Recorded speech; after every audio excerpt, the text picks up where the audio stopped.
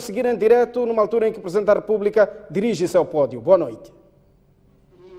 A comunicação à nação no âmbito de estado de emergência em vigor no país. Nestes termos, Excelência, tenha bondade.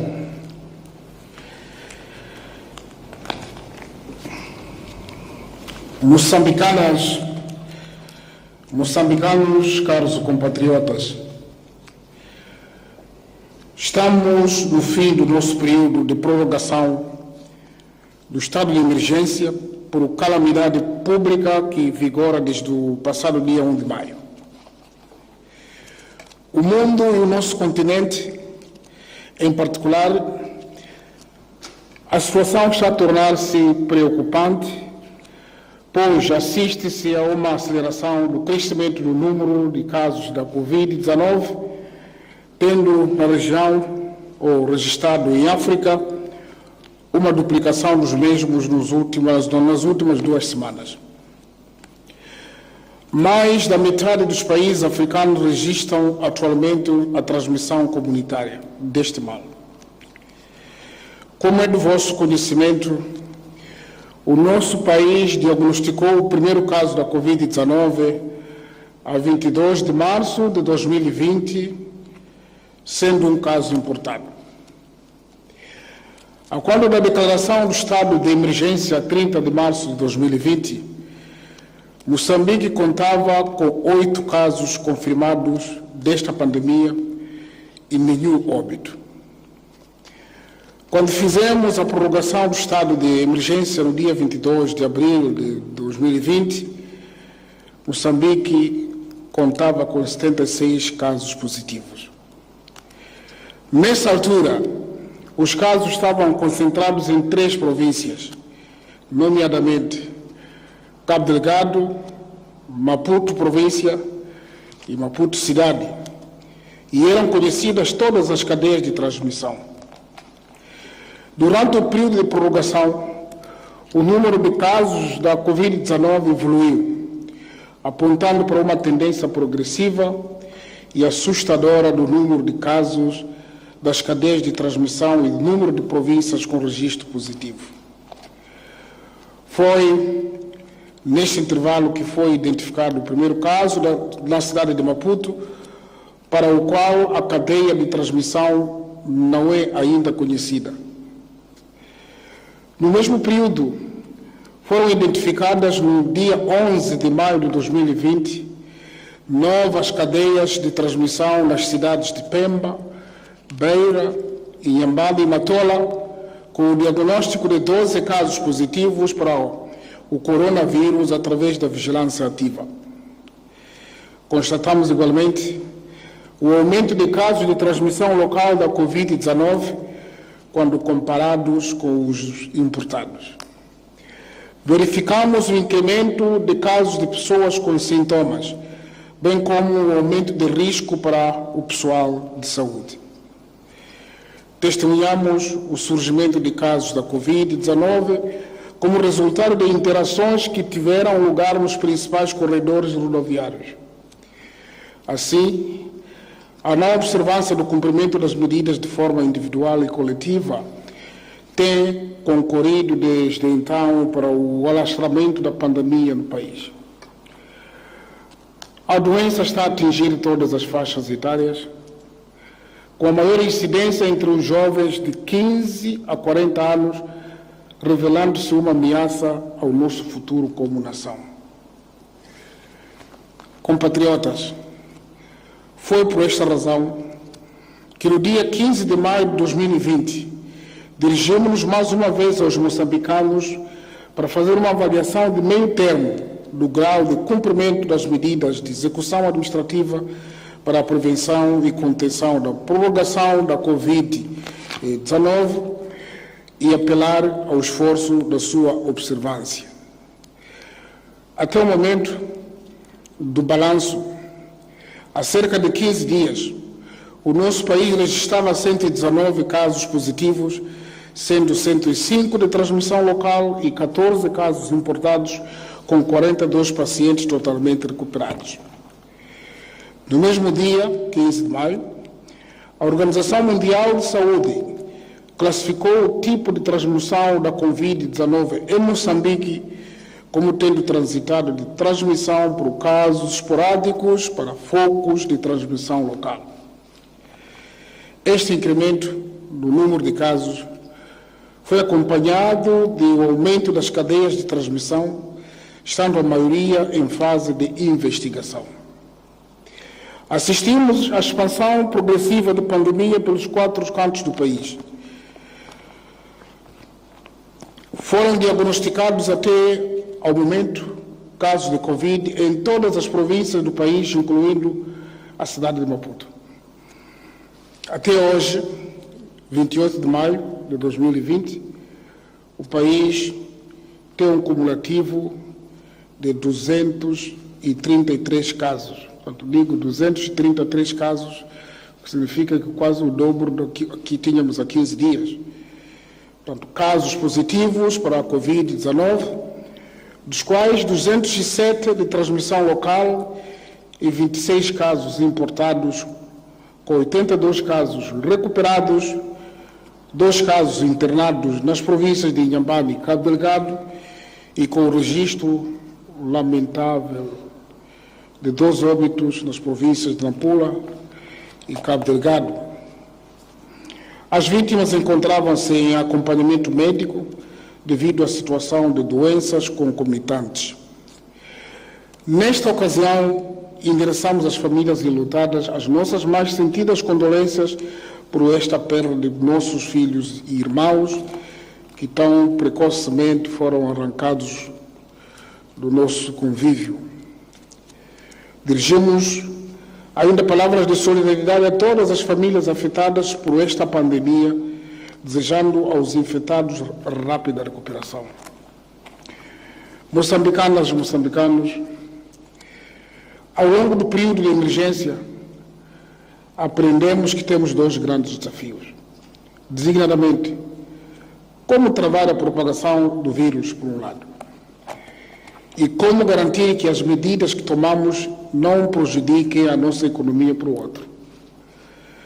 Por isso, adotamos medidas de nível 3, as quais ansiávamos que conduzir-nos-iam para 1. Achatamento da curva epidemiológica, retardando a progressão da pandemia, evitando assim o colapso do Sistema Nacional de Saúde. 2. A redução da morbilidade e a mortalidade pela Covid-19. E 3. Evitar ao máximo a progressão para um nível de alerta mais restritivo, o chamado nível 4, ou lockdown, tendo em conta os seus graves impactos sociais e econômicos para o país. Foi nessa base que, para além do reforço do apelo para a observância das medidas individuais de prevenção, alargamos a escala de despiste e testagem de suspeitos da Covid-19 a nível nacional. Durante o período de prorrogação do estado de emergência, verificou-se também o aumento da testagem de amostras provenientes de outras províncias do país, contrariamente ao que se observou no primeiro período, onde houve prevalência da cidade e província de Maputo e da província de Cabo Delgado. Adicionalmente, estão em processo de aquisição testes rápidos para a detenção de anticorpos contra SARS-CoV-2. Estes testes não serão usados para o diagnóstico individual de pacientes, mas para ações de vigilância epidemiológica, assim como para o despiste em cadeias de transmissão. Igualmente, desde que foi decretado o estado de emergência, o governo de Moçambique tomou um conjunto de medidas econômicas, financeiras e fiscais com vista a evitar ou minorar o impacto negativo da economia, nas empresas, dos trabalhadores e da sociedade moçambicana no geral. Moçambicanas, moçambicanos, estamos cientes da dureza que implicam algumas destas medidas que estão em implementação para a contenção da propagação do coronavírus. Temos consciência de que estas medidas de contenção nos fizeram rever em baixa o crescimento global da nossa economia e que implicarão uma contração da mesma que se traduzirá numa taxa negativa de menos 3,3%. Temos ainda presente que este pacote de medidas tem gerado o redimensionamento de setores, incluindo a redução de efetivos laborais, gerando consequentemente um impacto negativo sobre o consumo e incertezas a médio e longo prazo. Compatriotas, os sacrifícios que têm consentido ao longo destes dias, desde a eclosão desta pandemia, não têm sido em vão. Durante todo este período, muitos aceitaram as privações impostas pelas restrições que escolhemos introduzir. Por esta razão, quero aproveitar esta ocasião para saudar ao povo moçambicano por ter compreendido e consentido mais sacrifícios para o bem de todos nós. Saúdo, em particular, ao Ministério da Saúde, à Comissão Técnico-Científica, às autoridades municipais, à Inspeção de Atividades Econômicas e os agentes da lei e ordem por estarem na liderança deste processo complexo. Estes atos heroicos, que se expressam em privações de várias ordens, têm se traduzido em algumas vitórias neste combate que travamos contra a Covid-19. Tomamos esta oportunidade para saudar e destacar: 1. A crescente sensibilidade das pessoas para o uso da máscara nos transportes públicos e nos locais de aglomeração. 2. A melhoria do controle fronteiriço, aumentando a fiscalização do movimento de pessoas e bens em circulação por estes pontos. 3. A observância do horário de funcionamento estabelecido pelas autoridades governamentais pela maioria dos estabelecimentos comerciais e mercados. 4. O encerramento em muitos bairros dos locais destinados a lazer, venda de bebidas alcoólicas, piscinas públicas, lugares para a prática de desporto coletivo, entre outros. Neste momento, gostaria de congratular a ação conjugada dos líderes comunitários e religiosos, a colaboração do setor privado e das pessoas singulares, dos parceiros de desenvolvimento, das instituições de ensino e investigação públicas e privadas, das organizações da sociedade civil, dos nossos artistas e desportistas que dão o melhor de si nesta luta. Moçambicanas e moçambicanos compatriotas, não obstante os relativos ganhos que registramos ao longo deste período, notamos com tristeza que ainda persistem algumas fragilidades que podem concorrer para a frustração dos nossos esforços coletivos de travar esta pandemia. Pois vejamos. Primeiro, esperávamos que, através da suspensão das aulas, fosse possível reduzir o contacto entre os alunos das escolas, reduzir a sua exposição nos transportes públicos e mantê-los nas suas casas ou residências, de modo a minimizar o risco de transmissão local, isto é, esperávamos que ficássemos em casa. Infelizmente, não é o que acontece. Segundo, não obstante o trabalho positivo que está a decorrer, subsistem alguns mecanismos de travessia clandestina que se traduzem na violação das fronteiras.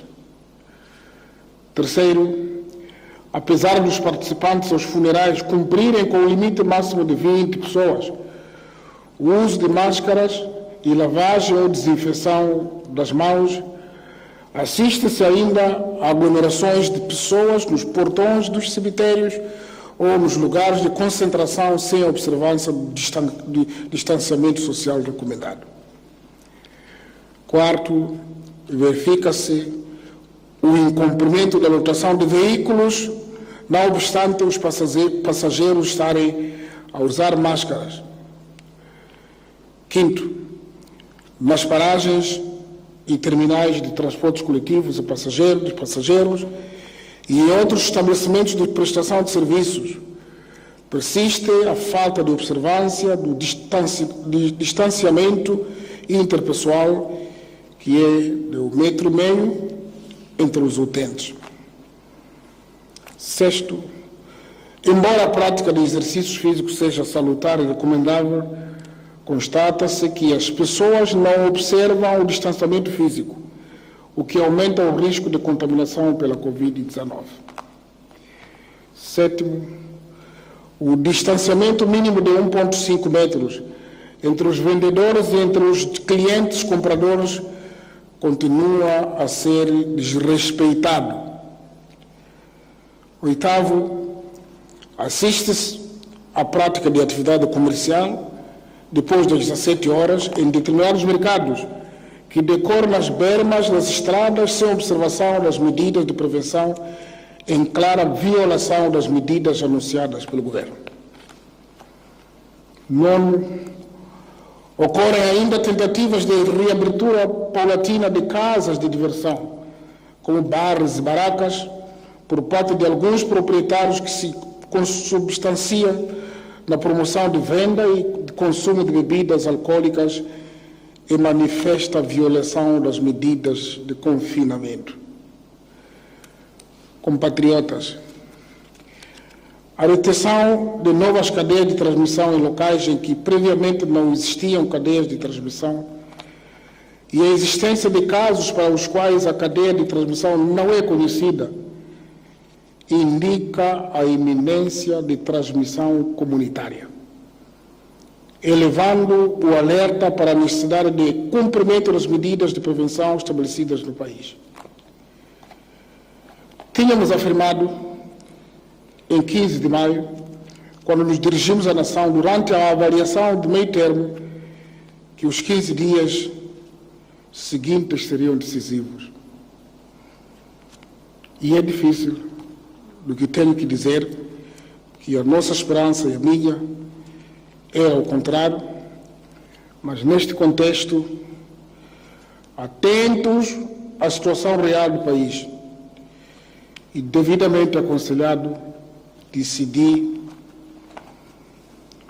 prorrogar pela segunda vez o estado de emergência por mais 30 dias, em todo o território nacional, com início às 0 horas do dia 31 de maio de 2020 e término às 23h59 do dia 29 de junho.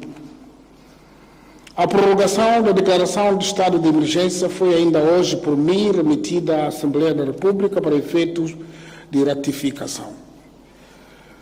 Como afirmamos na nossa última intervenção, esta pandemia convoca o nosso espírito de sacrifício, resiliência e determinação que sempre habitou em nós. Digo, habitou em nós.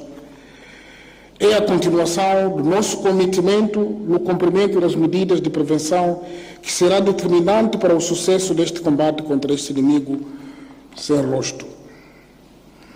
Estas medidas que adotamos não visam acabar com a Covid-19, mas controlar a sua propagação pelo país e evitar que tenhamos de acionar as medidas de nível 4, ou seja, o lockdown, visa atrasar ou achatar a curva de crescimento. Neste sentido, é nossa responsabilidade como nação aprendermos a conviver com o coronavírus ao longo dos próximos tempos, enquanto decorrem esforços à escala global de produção de uma vacina desta doença. Compatriotas, mais uma vez, queremos apelar à máxima seriedade e responsabilidade a todos os cidadãos, a todos os níveis, para a impreterível necessidade de 1. Observar a quarentena obrigatória domiciliária de 14 dias para todos os cidadãos que estejam a chegar ao país, tenham estado em locais com casos ativos e os que tenham tido contato direto com casos confirmados da Covid-19, devendo as suas autoridades sanitárias devendo as autoridades sanitárias adotar mecanismos de controle eficazes. 2. Limitar no máximo a circulação interna de pessoas. 3.